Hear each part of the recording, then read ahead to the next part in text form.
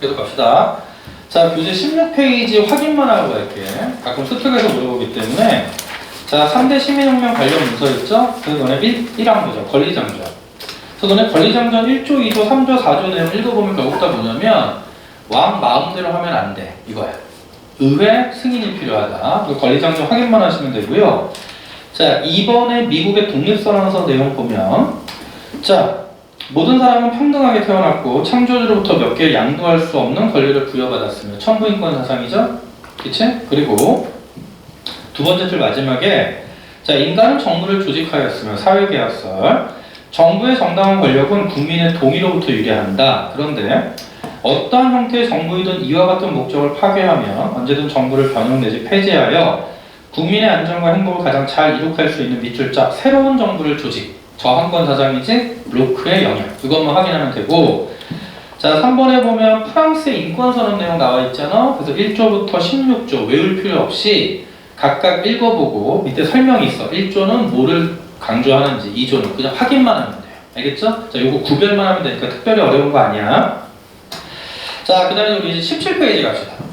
자 그러면 이제 자, 시민혁명 이후에 유럽에서 이제 본격적으로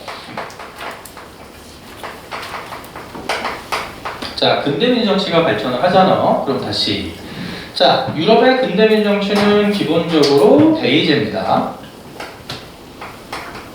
자, 근대민 정치는 대의제고요. 그 다음에 또 하나 자, 주권은 누구에게 있어? 국민주권. 그치?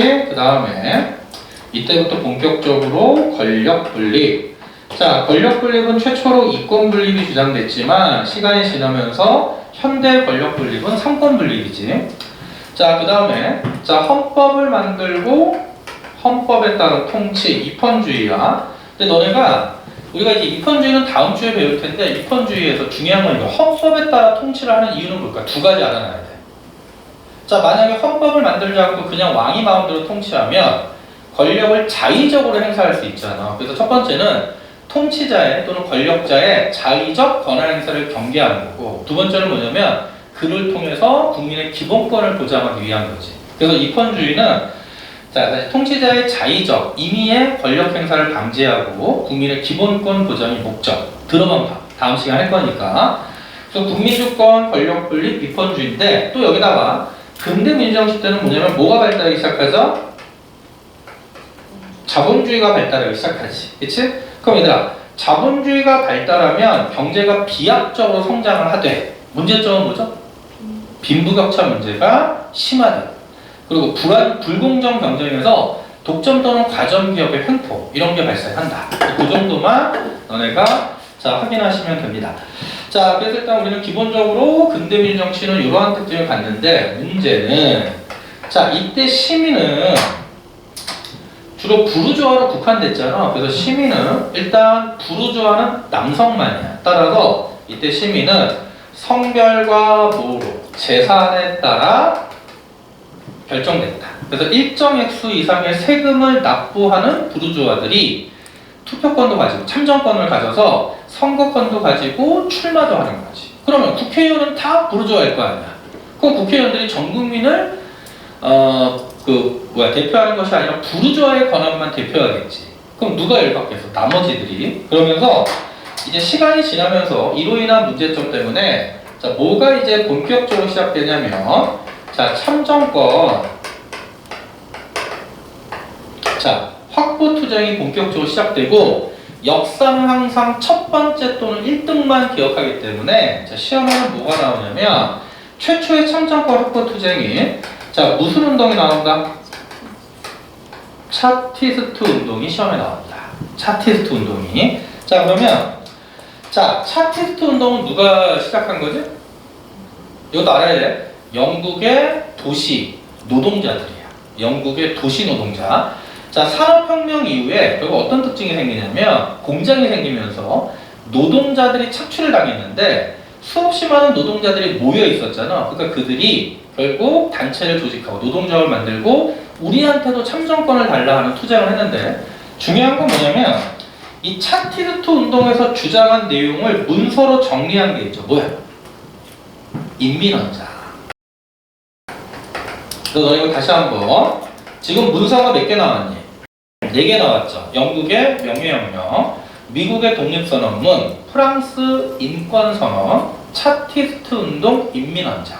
그럼 함정이 어떻게 나오냐면 제시문이 가나다가 나와. 그럼 가는 권리장전, 나는 독립선언문, 다를 인권선언이 아니라 인민헌장. 이렇게 껴놔. 그럼 너희들이 문제 빨리 풀다 보면 권리장전, 독립선언문 나오니까 다른 보지도 않고 뭐라고 생각해?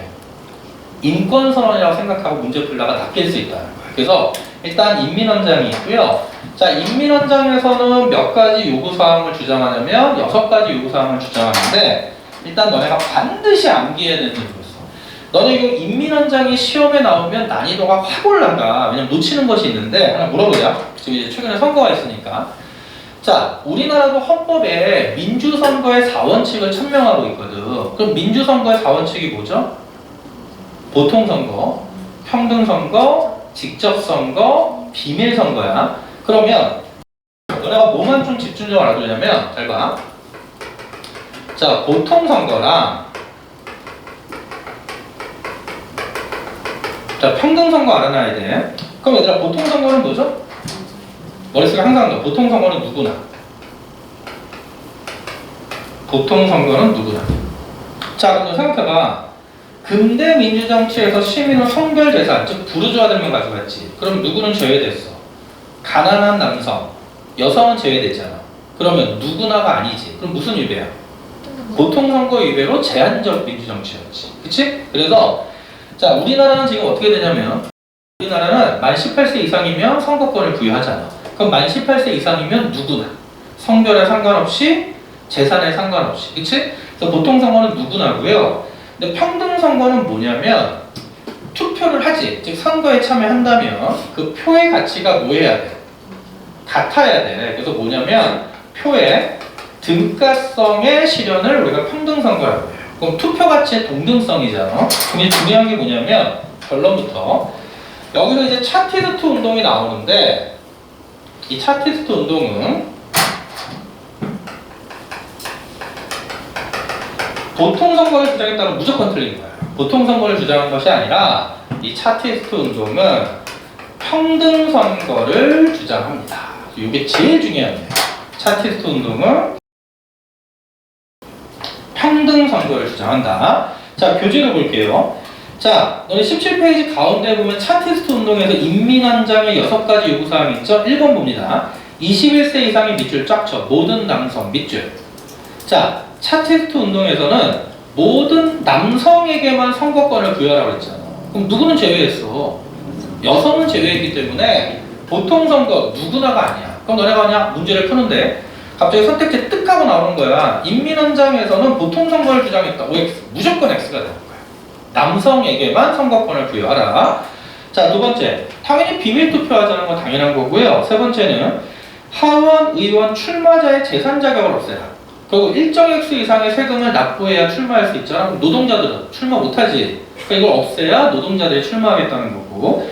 4번째는 노동자들이 출마하여 당선되면 의원 활동해야 되잖아. 그럼 생계는 어떻게 해? 그러니까 의원에게 봉급을 지급하라. 그리고요 마지막에 별표 선거구를 동등하게 하라. 그래서 별표 평등선거 주장. 그럼 이게 뭐냐면 너네가 한번 중학교 때 정상적인 교육과정을 밟았나 볼게요. 야, 너는 중세 유럽은 외울 필요는 없어. 장원제 국가였죠? 그럼 장원제라는 얘기는 뭐냐면 영주가 존재하고 영주의 땅을 농민들이 경작하는데 거주 이전의 자유가 없어서 농민들은 영주의 땅을 가지고 경작해서 수확물의 뭐 50%, 60%를 영주한테 주고 나머지를 잘 갖는 거야. 그래서 농민들을 농노라고 불렀지. 농민이면서 노예에 준하는 거. 자, 그래서 실제로 이제 막 이렇게 각각의 장원들이 존재했어. 근데 문제는 뭐냐면 산업혁명이 일어났지. 그러니까 이제 너네 그 산업혁명이 일어나면 일단 제일 먼저 등장하는 기계가 뭐게? 산업혁명은 그 대량 생산이 가능해지잖아. 그럼 제일 먼저 팔리는 건 옷이야. 그래서 방직기, 방적기가 등장해. 그 다음에 그럼 잘 봐. 이 지역에 만약에 공장들이 들어선 거야. 공장들이 이렇게 들어섰어요. 그러면 공장에서 이제 대량 생산 체제를 통해서 옷을 만드는데 옷의 원료가 뭐죠? 면, 양털이잖아. 그러니까 영주들이 보니까 여기서 농노들한테 농사시켜가지고 버는 돈보다 양을 키워가지고 양털을 파는 게 더 돈이 되는 거야. 그리고 또 하나, 농노들의 삶은 엄청나게 되게 참담했거든. 그러니까 이제 차라리 이 도시로 가서 노동자로 일하면 일자리가 생길 거 아니야. 그러니까 일자리가 없는 사람들 또는 농노의 삶이 지겹던 사람들이 모두 도시로 몰려가요. 그치? 그러면서 여기서 또 어떤 특징이 생겨? 영주들은 여기서 뭐를 키우기 시작하는 거야? 양을 키우기 시작하지. 그럼 양을 키우려면 울타리를 쳐야 돼. 그쵸? 이게 무슨 운동? 울타리 치는 거. 중학교 때 뭐 했니? 인클로즈 운동이라고 들어봤어? 뒤늦게 기회주의자. 들어봤어요. 처음에 얘기했어야지. 결국 무슨 문제가 생기냐면 이런 얘기가 생겨. 그러니까 도시에 공장이 생긴 지역은 인구가 엄청나게 밀집되겠지. 하지만 나머지 지역은 엄청나게 떠나갔잖아. 그 결과 무슨 문제가 생기냐면 예를 들어 자 여기서도 국회의원 한 명을 뽑고 여기도 국회의원 한 명을 뽑는데 여기는 노동자들이 몰려들면서 유권자의 수가 20만 명이야. 그럼 20만 명 중에 한 명의 국회의원을 뽑고요. 하지만 여기는 다 떠나갔어. 근데 인구가 1000명밖에 없어. 근데 선거를 이미 옛날에 이렇게 짜놨기 때문에 여기서도 여전히 한 명을 뽑는 거야. 그럼 무슨 문제가 생기냐면 똑같이 국회의원 한 명을 뽑으니까 여기서 한 명을 뽑을 때 유권자는 1000명이지. 그럼 한 명의 표의 가치는 몇 분의 몇이야? 1000분의 1이야. 하지만 여기서는 20만 분의 1이지.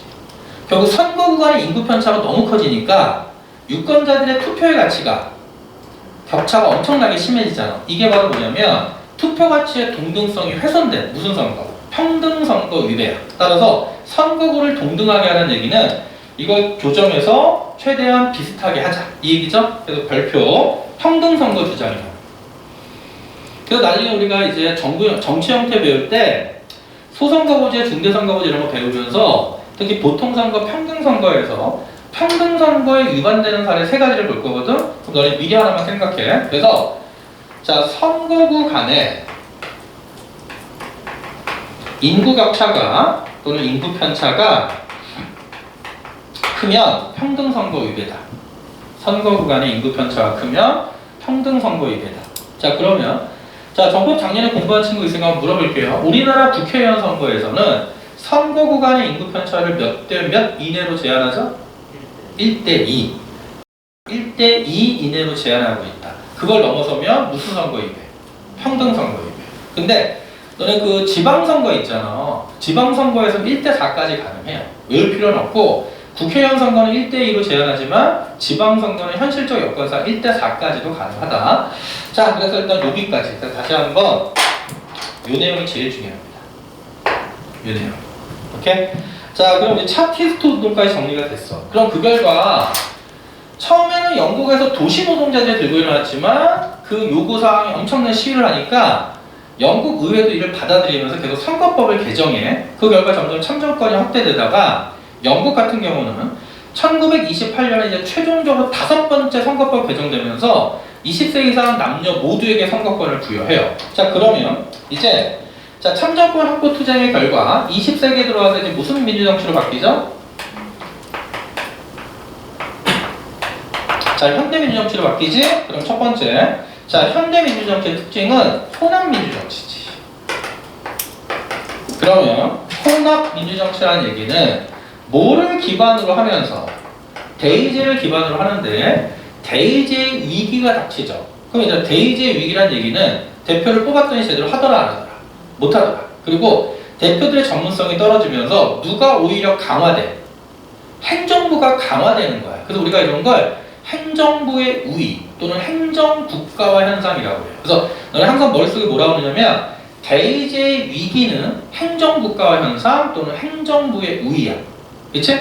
자 그러면 대의제의 위기가 발생한 결과 대의제를 기반으로 하지만 자 직접 민주제 요소를 가미하겠다라는 거고 그 결과 시험에는 그러면 그 직접 민주제 요소가 가미된다면 그게 3가지가 있잖아. 여기 시험에 나오는 거. 자 그럼 이제 혼합민주정치고요. 자 그 다음에 이제 무슨 선거가 실현되냐면 자 보통 선거가 실현됩니다. 누구나. 그쵸? 그리고 당연히 국민주권은 계속 이어지는 거고 권력 분립은 이제 몇 권 분립? 3권 분립이 되는 거지. 그 다음에 입헌주의, 그 다음에 자본주의는 이제 발과. 자, 근데 자본주의가 발달을 했잖아. 그랬더니 아까 말했던 불공정 경쟁, 독점 또는 과점기업의 횡포, 그리고 빈부격차 심화. 그러면서 특히 현대민주정치에 들어와서 기본권 중에 뭐가 강조되기 시작한다? 사회권이 강조되기 시작하죠. 그래서 너네가 반드시 암기해야 되는 건 뭐냐면, 또 뒤에서 하겠지만 사회권 하면 가장 현대적 권리다. 그리고 사회권이 최초로 규정된 헌법은 독일의 바이마르 헌법이다 라는 것까지도 알고 있어요. 뒤에서 다 할 겁니다. 미리 살짝 언급을 하고. 자, 그럼 이제 현대민주정치는 이 정도 내용. 자, 그러면 자 17페이지 볼게요. 자, 5번 현대민주정치.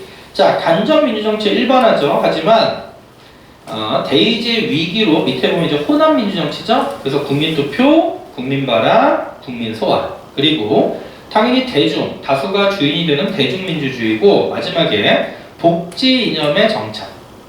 그러면 기본권 중에 뭐를 강조? 사회권을 강조했다. 자, 여기까지 자, 확인하시면 됩니다.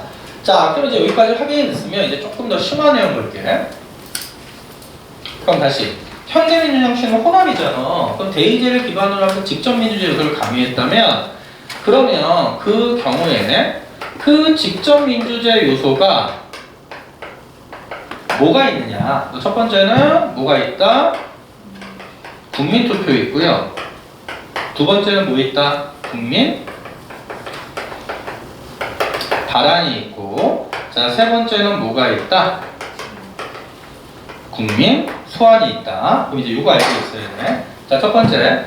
자, 우리나라에서는 현재 국민투표 제도가 시행되고 있어요. 그럼 이제 국민투표는 뭐냐면 대표에게 맡기되 국가의 중요 정책에 관해서는 국민들이 직접 투표를 결정하겠다는 거지. 그치?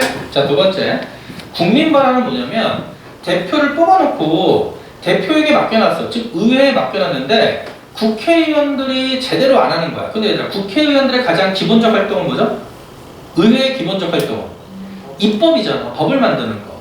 근데 국민들 왜 법을 안 만드는 거야? 그러니까 국민들이 직접 법안을 발의하겠다 이거야. 법안을 의회에 제출하겠다. 그러니까 너네가 빨리 우리가 제출한 법안을 통과시켜줘라는 거거든. 그럼 이거 뭐랑 비슷하게 지금?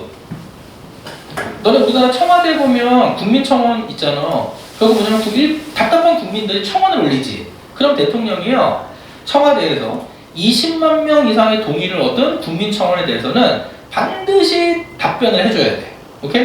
그러니까 이거는 법안은 아니지만, 그래서 국민발언은 법안을 국민들이 직접 발의해서 국회에서 통과시켜달라는 거거든? 그럼 이거 우리나라 시행되냐 안 되냐? 이거 알았나? 우리나라는 세모야. 세모란 얘기는 뭐냐면 의회 법안은 안 되는데 지방정부 있지. 지방정부의 법안을 뭐라고 해? 조례. 조례는 지역 주민들이 발의할 수 있어요. 이거 좀 이따 볼 거고. 자, 그리고 또 하나. 국민소환 있잖아. 자, 너네 보면 특히 우리가 보면 특히 정치인들 하면 일반적으로 우리랑 직접적으로 부딪히진 않아도 뉴스에 매일 나오는 거는 국회의원들이잖아. 그럼 너네 국회의원들 봐봐. 선거가 이제 임기가 몇 년이야? 4년이지. 그럼 국회의원들 어떠냐면 선거 기간에는 매일 보여요. 지하철 앞에 나와서 막 큰절하고 어떨 때 울어. 그러면서 한 번만 더 기회를 주시면 정말 잘하겠대. 그래서 뽑아주지. 그럼 또 보여 안 보여? 4년 동안 콧배기도 안 보여도 또 4년 뒤에 또 나타나서 정말 잘못했대. 그리고 그냥 바뀌지 않아. 그리고 맨날 그 선거 때만 보이잖아. 그러니까 왜 도대체 국회의원들은, 정치인들은 왜 선거 때는 잘하겠다 해놓고 왜 선거가 끝나면 지 마음대로 할까? 예를 들어볼까? 이 평촌 지역에 만약에 지역 여론이 뭐였냐면 대학교 유치. 대학교 유치. 예를 들어서 서울대가 이제 뭐 어떤 학력 우리나라 학력 집중의 문제다 그래서 지금 신림동에 있는 관악구에 있는 서울대를 평촌 지역으로 유치하겠다라는 어떤 막 여론이 생기고 있어. 그럼 너희들은 서울대가 평촌으로 오면 좋아 싫어? 좋아하면 안 된다. 시발 맨날 서울대생들이 지나다닐 거 아니야. 엄마가 뭐라 그래? 내가 뭐 S대 그 과잠 입고 다니면 너네랑 비교할 거 아니야. 뭐 너희들 다 Y대니까. 서울대 가자 그럼. 가 알았어. 그러니까 결국 뭐냐면 만약에 수강사업이 대학교 유치라고. 왜냐면 대학교가 유치되면 그래도 상권이 살아날 거 아니야. 그치? 그런데 문제는 뭐냐면 지역 주민들은 서울대 평촌 지역의 유치를 원하는데 대표는 당론은 만약에 다른 지역으로 간다는 거야. 그러면 원래 그 지역의 대표인 국회의원은 지역 주민들의 의사를 받아들여서 얘기를 해야 되는데 지역 주민들의 여론과 당의 의견인 당론이 다르면 국회의원들은 일반적으로 누굴 따라가요? 당론. 이유는? 그치. 그래야 그 다음에 정당의 공천을 받으니까. 그럼 지역 주민들의 의사를 무시해요. 그리고 또 4년에 나와서 막 눈물을 흘리면서 저번에 서울대 유치 못했으니까 제가 하버드를 유치하겠습니다. 헛소리하고 있다고. 결국 뭐냐면 이거야. 일반적 그 선출직 공무원들이 임기가 보장되기 때문에 이런 일이 생기는 거야. 한번 뽑아두면 중간에 자를 수 있는 방법이 없거든. 그래서 국민소환제는 중요한 거 임명직이 아니다. 자, 선출직 공무원에 한해서 임기 중에라도 주민들이 투표해서 파면시키는 제도가 국민소환이야. 그러니까 이 제도의 취지는 좋지. 만약에 임기 중이라도 파면시킬 수 있다면 그 선출직 공무원들이 자신을 뽑아준 주민들의 눈치를 볼까 안 볼까? 당연히 볼 거 아니야. 근데 웃긴 게 뭐냐면 그럼 이런 국민소환법은 누가 만들죠? 국회에서 만들지. 그래서 국회의원들이 자기들만 뺐죠. 나쁜 새끼들. 아니 나쁜 분들이에요. 나쁜 분들. 그래서 너는 이건 알아놔. 국민소환이 당론인 거는 민주당이에요. 민주당은 이걸 자꾸 밀어붙여요. 근데 누가 반대해? 국민의힘이 반대했지. 그럼 이렇게 보면 국민의힘이 나쁜 놈 같지. 그런데 민주당은 계속 국민소환이 당론이었는데 지금 민주당의 의석수가 180석 육박하잖아. 그럼 과반 넘잖아. 그럼 이거 법안 만들 수 있거든. 만들어 안 만들어? 안 만들겠죠. 똑같은 놈들이야. 똑같은 놈들이야. 안 되겠어. 내가 가야 되겠어. 국회로 갈까? 청와대로 갈까? 너네 뜻에 따라서. 국회? 청와대? 국회? 알았어. 자, 기탁금 만들어주세요. 근데 다행인 게 대통령 기탁금은 3억이지 국회의원 기탁금 얼마게? 1,500만. 1,500만 만들어주면 되니까 자 1인당 20만원씩 모으면 돼요. 이렇게? 자, 그래서 자, 국민소환제는 선출직입니다. 그래서 꼭 하나 우리나라는 이것도 해놓은 게 누구만 제외됐다. 국회의원만 제외되고 지방선거에서 적용되죠. 그래서 너네 그럼 지방선거에서 주민들이 직접 뽑았어. 그 선출직은 좀 이따 얘기합시다. 일단 이 정도 하고요. 이제 본격적으로 이제 디테일한 내용들 볼게. 왜 이렇게 덥지? 히터, 너 춥니? 추워? 나 춥다. 그 히터는 누가 킨 거야, 씨발? 유령이. 아니, 추면 그냥 틀어놓자. 잘 봐봐. 자, 우리나라의 국민투표는 두 가지가 있어. 첫 번째는 뭐냐면요. 필수사항이 있고요. 반드시 국민투표가 필요한 게 있고, 자, 또 하나는 임의. 자, 선택사항이 있어서 우리나라의 국민투표 규정은 헌법 규정이에요. 그럼 헌법에는 뭐라고 규정했냐면 반드시 필수사항은 헌법을 개정하는 경우에는 반드시 국민투표를 거쳐야 돼요. 헌법을 개정하는 경우에는 반드시 국민투표를 거쳐야 되고 자, 임의사항이 있는데 너네 물어볼게. 그럼 임의사항에서는 국민투표를 할 수 있잖아. 그럼 국민투표를 붙일 수 있는 권한은 누구에게 있게? 대통령에게 있어서 이 표현 꼭 하나 국민투표 부의권이라고 해가지고요. 대통령에게 국민투표를 붙일 수 있는 권한을 부여했어. 국민투표 부의권. 근데 이 내용이 뭐냐면 그럼 대통령이 무조건 국민투표를 붙일 수 있는 게 아니라 반드시 헌법에는 뭐라고 규정해놨냐면 외교, 국방, 기타 국가 안보에 관한 사항에 관해서는 대통령이 국민투표를 붙여서 국민들에게 직접 물어봐야 한다라고 규정한 거야. 그 외교, 국방, 기타 안보면 대표적으로 뭐가 있을까? 대통령이 판단하는 거야. 대표적인 뭐가 있냐면 첫 번째, 지금 문재인 정권 마지막에 나오는 논의가 잘 봐 너네. 지금 현재 우리나라는 북한과 정전 상태야, 휴전 상태야. 휴전이지. 얘들 휴전이라는 얘기는 뭐야? 전쟁은 잠시 쉬는 거야. 그러면 이게 화산 중에서도 휴화산과 한화산이 있잖아. 우리나라는 지금 단지 쉬고 있는 화산인 거지. 그러면 지금 군사분계선이 있잖아. 지금 전쟁이 다시 발생해도 새로운 게 아닌 거지. 그러면 평화를 위해서 얘들아 봐봐. 너네 북한과 통일이 현실적으로 가능해 불가능해? 불가능해. 단 북한과의 긴장 완화만 생겨도 우리나라에 엄청난 도움이 되니까 지금 문재인 정부의 지금 마지막 이미 늦었는데 목표는 뭐였냐면 문재인 대통령 자신의 임기 중에 일단 휴전을 뭐로 바꾸자? 정전으로 바꾸자. 이거였지. 근데 이제 진보, 즉 민주당 계열과 진보 계열에서 계속 정전협정을 가자. 그래서 전쟁을 끝나자는 서명만 해도 그게 우리나라 한반도에 엄청난 도움이 될 거라는 거고, 보수 계열에서 웃기지 마. 김정은이 계속 미사일 쏘는데 우리도 핵무기 가져야지 뭐 이딴 소리 하고 있는 거야. 아, 이렇게 말하면 안 되죠. 이런 좋은 의견을 말씀하고 계신 거지. 그래서 근데 오늘 우크라이나 사태 봐서 알잖아. 우크라이나 사태 보면 결국 뭐지? 전쟁은 누가 결정해? 권력자가 결정하지. 누가 죽어? 일반 젊은이들이 죽는 거야. 너네가 죽는 거야. 개죽음이야, 개죽음. 그래서 난 전쟁은 말도 안 되는 거지. 푸틴이 결정하고, 그렇지? 그리고 또 우크라이나의 대통령이 그걸 또 자극했던 면도 있고, 이렇게 결국 정치인들의 하나의 단순한 결정에 의해서 전쟁이 발생하고, 만약 이게 커지면 생각해봐. 러시아가 핵 쏘면 어떻게 될까? 가능한 나라지. 러시아는 핵 쏘면 3차 대전 발생하는 거지. 우크라이나와 유럽 옆에 붙어 있잖아. 그리고 우크라이나 사태는 한 6가지 요인이 복합적으로 발생했는데 골 때려요. 하여튼간. 그래서 결론은 뭐냐면 국민투표 구입권을 무조건 할 수 있는 게 아니라 외교, 국방, 기타 국가 안보에 관한 사항. 그래서 임의적 사항이다라는 거 체크하시고요. 자, 그 다음에 국민발언은 3명인데, 국민들이 법안, 너 생각해봐. 만약에 국민들한테 법안 발의권을 주면 개나 소나 지금 국민청원처럼 다 발의하겠지. 나도 할 거야. 나도 그냥 무조건 수능 과목 선택 폐지 할 거야. 그래서 필수 과목 사회탐구, 문이과 통합 무조건 사회탐구. 그 다음에 선택 과목에 이제 과탐이랑 국영수 다 보내는 거지. 선택 과목 300개, 한 300개 쫙 나열해서 자신의 적성에 맞게 선택하는 거야. 뭐 멍 때리기, 뭐 10시간 이상 멍 때리면 1등급, 뭐 이런 거. 그럼 씨발 너네 다 1등급 맞을 거 아니야. 그런 식으로 말도 안 되는 법안이 나오기 때문에 무조건 국민 발언을 할 수 있는 게 아니라 일정수 이상의 국민이 서명하게 만들어야 돼. 그치? 그 요건이 있는데, 결국 우리나라는 법안 발의는 안 되고요. 국민들이 뭐가 가능하냐면 지방자치단체에서 뭐가 있냐면 주민발안제가 있어요. 주민발안제. 그럼 다시 지방정부의 법안을 우리가 두 글자로 뭐라고 그런다고 그랬어? 조례라고 그랬잖아. 그 표현 꼭 하나. 주민발안은 결국 뭐냐면 조례, 제정 및 개폐 청구권이에요.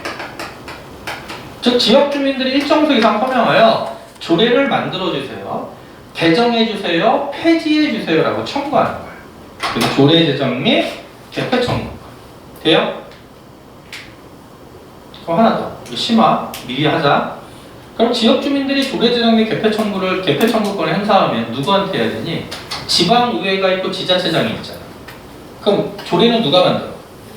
의회가 만들지. 그럼 지역 주민들이 조례 제정 및 개폐 청구는 어디다 해야 돼? 의회에다 한다고 틀리는 거예요. 장한테.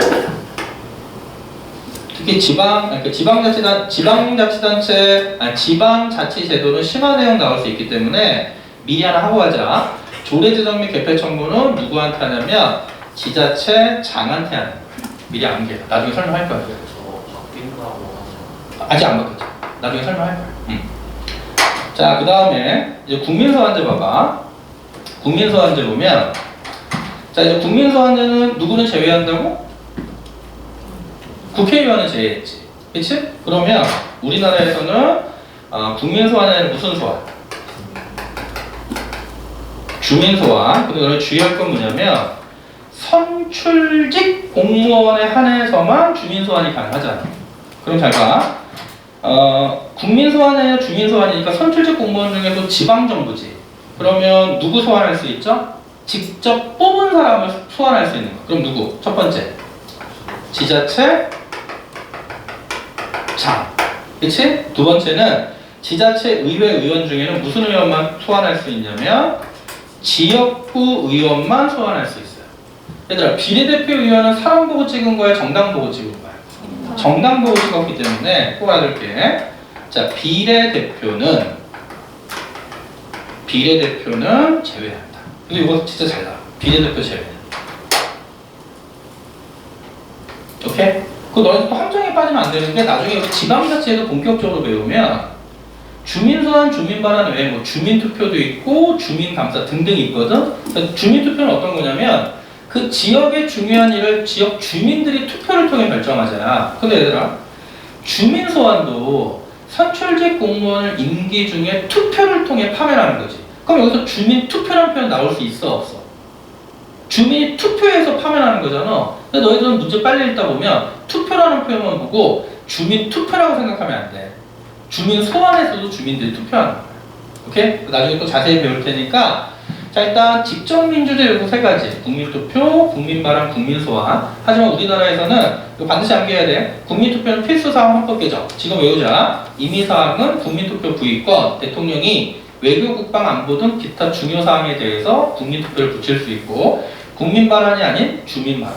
그치? 그리고 암기. 조례 제정 및 개폐 청구권. 그리고 국민소환은 선출직에 한해서, 근데 우리나라는 주민소환. 지자체장과 지방의회, 지역구 의원만. 누구는 제외된다. 비례대표는 제외된다. 자, 그래서 그 내용이 어디에 있냐면, 자, 18페이지 심화학습에 들어가 있거든요. 그럼 복습하면서 읽어보는데, 자, 거기 하나 좀 X 칩시다. 우리 수능에는 안 물어보니까, 자, 국민투표 봐봐. 자, 국민투표는 원래 세부적인 사항이 레퍼런덤과 플레비사이트라는 게 있는데, 자, 플레비사이트 X. 굳이 엑셀 페이지 설명해 줄게. 자, 레퍼런덤이 우리나라 제도야. 그럼 너 생각해봐. 우리나라의 국민투표는 포괄적으로 허용하냐 아니면 제한적으로 허용하냐? 잘 생각해봐. 우리나라의 국민투표는 포괄적 허용이야 제한적 허용이야? 헌법에 규정된 사항만 국민투표를 할 수 있잖아. 필수적으로는 헌법 개정. 임의적이라 하더라도 대통령한테 외교, 국방, 안보 등. 그 우리나라의 이렇게 국민투표는 되게 제한적으로 헌법에 규정된 사항에 대해서만 국민투표할 수 있지. 이런 걸 우리가 레퍼런덤이라고 해요. 그런데 플레비사이트는 제한을 안 두는 거야. 그러면 대표적으로 대통령들이 또는 권력자가 자신의 독재 등의 국민투표를 악용하는 경우가 있는 거예요. 대표적인 게 예전에 히틀러가 국민들을 선동해서 자신이 총통으로 취임했지. 그러니까 총통이 뭐냐면 영구 종신 대통령이 되는 거예요. 권력자. 근데 그런 거는 레퍼런덤에서는 우리나라 헌법에서는 인정 안 하지. 그래서 결국 플레비사이트는 그냥 이렇게 말하나 특별히 제한된 국민투표 규정이 없어서 잘못하면 뭐에 악용될 우려가 있다. 독재에 악용될 우려가 있고요. 그래서 현대 민주주의 국가들은 대부분 다 국민투표를 되게 제한적 실시로 헌법에 규정하고 있다. 그 정도만 끝. 오케이? 그래서 거기에 플레비사이트라는 용어 모르셔도 되고요. 그래서 우리나라는 거기 레퍼런덤의 내용들이 있죠. 자, 헌법 72조 한번 봐봐. 대통령은 필요하다고 인정될 때에는 외교, 국방, 통일, 기타 국가 안에 관한 중요 정책을 국민투표에 붙일 수 있다. 자, 그럼 이건 다시 필수 임의사항이죠. 그 다음에 헌법 130조 2항에 보면 헌법 개정안은 국민투표에 붙여. 헌법 개정은 필수적이야. 자, 그 정도 확인하시고 밑에 국민소환, 마지막에 국민발언. 자, 요 정도 내용만 확인하면 됩니다. 자, 그 다음에 19페이지 봐봐. 6번 현대민주정책 과제 있죠.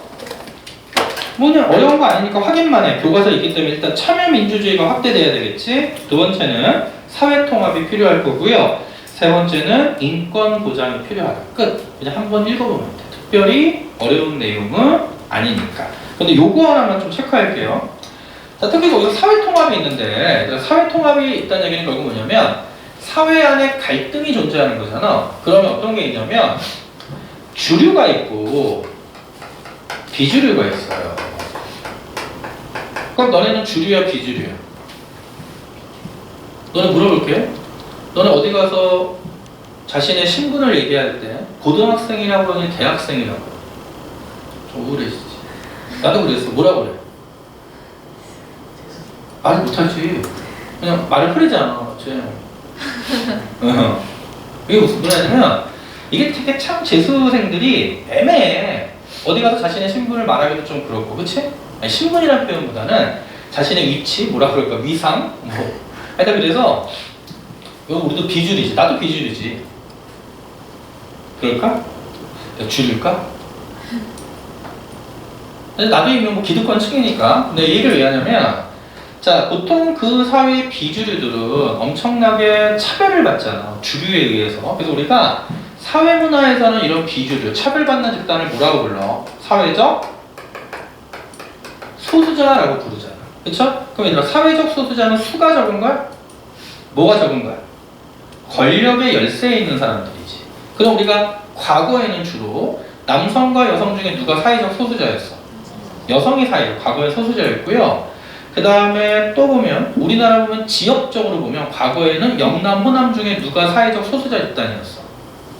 전라도 호남이 좀 차별받는 경향이 있었잖아. 그치? 그런 뿌리가 아직까지 좀 많이 남아있고. 왜냐면 옛날에 군사정권, 독재정권이 다 영남 기반이었잖아.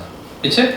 그래서 특히 아프리카 같은 경우 보면, 남아프리카 공화국에 보면 전체 인구의 95%가 흑인이야. 백인은 5%밖에 안 되지만 과거에 5%의 백인들이 95%의 흑인을 차별했잖아. 그치? 그래서 특히 미국 같은 경우는 누가 대표적으로 사회적 소수자야? 아프리카계 미국인. 그치? 그리고 보통 흑인이라고 그러죠? 그 다음에 유색인종, 최근에는. 특히 남미 사람들 많이 늘어나잖아. 한국 사람들도요, 많이 낮았지만, 아직도 여전히 차별받아요. 나 실제 옛날에 내가 느낀 게 뭐였냐면, 유럽에서 카페를 갔는데, 주문을 안 받아. 나한테. 물 한 잔 갖다 주고, 그 다음 주문 안 받아. 그래서 뭐 하냐면, 냅두는 거야, 그냥. 엿 먹으라 이거야. 와, 그러는데, 근데 내가 말을 잘 못하잖아. 그러니까 난 계속 당하면서도 계속 불렀는데, 못 들은 척해. 그래서 주문하는 한 40분 걸렸어요. 그러다가 40분 뒤에 이제 내 친구가 온 거야. 그래서 걔가 항의를 했더니, 몰랐다, 뭐, I'm sorry, 막 미안하다, 뭐 난리치는데, 난 신경도 안 써. 그러니까 일부러 이렇게 응따를 좀 시키거든? 자, 그러면, 내가, 이런 사회적 소수자가 아주 오랜 시간 동안 차별받아왔잖아. 그러면, 소극적 대책은 뭐냐면, 오케이, 지금부터 차별 안 할게. 자, 그런데, 그 아주 오랜 시간 동안 차별받아온 집단을 지금도 차별 안 한다고 그걸로 해결이 안 되는 게, 아주 오랜 시간 동안 특히 미국에서 흑인들은 아주 오랜 시간 동안 차별을 받아온 나머지 경제적으로 잘 사는 사람들이 없지. 그러면 지금부터 차별 안 해? 그렇다고 잘 살 수 있냐? 못하잖아. 특히 너네 미국에 보면 그 전에 흑인 대통령이 누구였어? 오바마 대통령이 있었잖아. 너네 잘 기억 안 날 텐데요. 오바마 대통령이 의회에서 연설할 때 항상 얘기했던 게 뭐냐면 사우스 코리아를 봐라 이거였어. 사우스 코리아를 봐라. 배울 점이 있다. 첫 번째 제시한 게 뭐였냐면 한국의 고등학생들은 아침 7시 50분에 학교를 가서 저녁 10시까지 공부한다. 그 우리 입장에서 보면 짜증나지. 그런데 미국 고등학생들의 문맹률이 엄청나거든. 글을 읽지를 못해. 독해를 못해. 그러니까 그때 오바마가 계속 강조했던 게 공교육을 정상화시켜서 한국처럼 가야 된다 이거야. 근데 우리 입장에서 씨발 말도 안 돼 이런 생각할 거 아니야? 두 번째 뭐였냐면 한국의 건강보험 제도를 발휘했어. 그래서 오바마가 항상 강조한 게 두 개였어. 우리도 건강보험 제도를 국가가 주도해야 된다. 그런데 오바마는 맨날 공화당한테 뭐라고 욕먹었죠? 그것 때문에? 빨갱이라고 욕먹었지. 공산주의자. 미국은 건강보험이 국가가 하는 게 아니라 누구야? 민간보험회사가 한다고. 그러니까 무슨 문제가 생기냐면 미국 인구 3억 5천만 중에 건강보험 혜택을 못 받는 인구가 1억 명이 넘어. 그럼 무슨 문제가 생길까? 암 걸리면 자살하는 사람이 있어. 비용이 몇 억이 드니까. 건강보험 혜택 못 받아서. 너네 그래서 봐봐. 우리나라에선 대학생들이 의료봉사하면 주로 어디로 가죠? 농촌이나 섬마을로 가지. 미국의 대학생들, 의대생들이 의료봉사하면요 대도시로 가요. 지하철 앞에 쫙 차려. 그러면 주로 누가 오냐면 너 생각해봐. 너네 건강보험 혜택을 못 받는 빈곤층 애들이 어릴 때부터 아프면 병원 못 갈 거 아니야. 너네 감기 걸리면 병원 가서 얼마 내니? 2,000원, 3,000원 내지. 근데 원래 얼마 나와? 2만원에서 2만 5천원 나와요. 그럼 2만원 정도를 누가 내주는 거야? 건강보험공단에서 제공해주는 거야. 약값도 보통 3,000원 나오고 원래 2만원 넘게 나와. 그럼 만약에 건강보험이 없으면 단순 감기가 걸려서 병원 가지. 그러면 5, 6만원 나와요. 부담돼 안 돼? 되지. 맹장하면. 너네 맹장 걸려본 적 있어? 맹장하면 한 3, 4일 입원하잖아. 그럼 다 해서 2, 30만원밖에 안 나오거든? 맹장, 건강보험 없어. 몇백에서 몇천 몇백 나오는 거지. 암도 마찬가지고. 그러니까 우리나라는 건강보험 혜택을 받는데 실제로 미국 같은 경우는 이런 경우도 있어. 예를 들어 맹장이 터졌어. 수술하려면 2, 3천만 원 나오는 게 현실적으로 가능해. 그래서 이런 사람이 있다? 암에 걸려. 근데 그 암이 심각한 암은 아니어서 수술 초기니까 빨리 수술하면 나을 수 있다 그러면 건강보험 없는 사람 어떻게 하냐면 브로커를 찾아가서 건강보험증이 있는 사람과 위장 결혼을 해요. 그럼 그 사람 가족관계 등록부에 들어가지. 그럼 건강보험 혜택을 받지? 그러면 커미션을 주고 싸게 수술을 받은 다음에 수술 끝나면 이혼해. 현실적으로 이런 일도 가능한 거야. 그러니까 오바마는 이거 극복하려고 했는데, 그래서 아까 말했던 것처럼 미국에서 의대생들이 그 의료봉사하면 어디로 가냐면 대도시로 오는 이유가 어릴 때 제일 많이 병원 가는 게 뭐게? 너네 어릴 때 생각해봐. 초등학생, 중학생, 고등학생이 병원 제일 많이 가는 거. 너네가 암은 많이 안 걸릴 거 아니야. 야, 너 잘 생각해. 니네가 제일 먼저 병원 가는 건 내과지. 감기. 근데 감기는 참을 수 있거든. 장염? 어디? 주로 어디가 잘 생각해봐. 아이들이 제일 싫어하는데. 치과지. 야, 미국 애들 생각해봐. 콜라 졸라 처먹을 거 아니야. 이빨 썩어 안 썩어? 엄청 썩어. 그런데 문제는 건강보험 혜택을 못 받지. 병원을 못 가는 거야. 그래서 실제로 그렇게 의료보험사 하면요, 미국의 10대 청소년들이 오는데 이빨이 없어. 다 썩어가지고. 치과 질환이 제일 심각해요. 치과 질환. 먹는 재미가 없는 거지. 너 생각해, 니네 나이인데 이빨이 없다고 생각해봐. 끔찍한 거야. 그럼 너 또 쉽게 생각하는 새끼들. 임플란트 하면 되죠. 야, 씨, 임플란트가 얼마나 비싼데. 그러니까 실제로 미국이 우리가 볼 때 절대 선진국이 아닌 거야. 그런 면에서. 단 미국은 빈부격차가 너무 크다 보니까 잘 사는 사람들의 어떤 그게 많이 보이는 거일 뿐이지. 그래서 오바마가 건강보험을 이제 공영으로 확대하려고 했더니 트럼프가 들어서 다 돌려버렸잖아. 공화당이 자유주의 진영이니까. 그러니까 결론은 뭐냐면 이거야.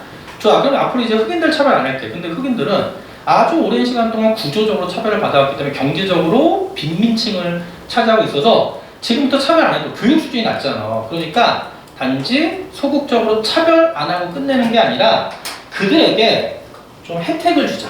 그게 바로 뭐죠? 적극적 우대 정책이야. 그래서 이걸 우리가 뭐 보통 어퍼머티브 액션이라고 그러는데, 그래서 실제로 미국에서 1960년에 나온 게 뭐냐면, 원래 하버드나 이런 대학들도 원래 성적으로 다 뽑았어. 근데 성적을 뽑으면 다 누가 들어와? 백인들이 들어오지. 그치? 그러니까 커터를 주는 거지. 커터를 줘서 원래 100% 성적을 뽑다가 20%는 유색인종 전형. 그래서 성적으로는 80% 뽑고요. 나머지 20%는 유색인종들에게만 따로 전형을 하는 거야. 그럼 성적이 낮은 아이들도 피부색이 백인이 아니면, 그러면 히스패닉, 그다음에 아시아, 흑인들은 요 전형을 통해서 대학에 오니까 유색인종들의 대학 진학률이 올라가겠지. 대학 진학률이 올라가면 성공할 확률이 높아지잖아. 경제적으로. 그래서 우리나라의 대표적인 제도가 이런 비슷한 게 뭐야?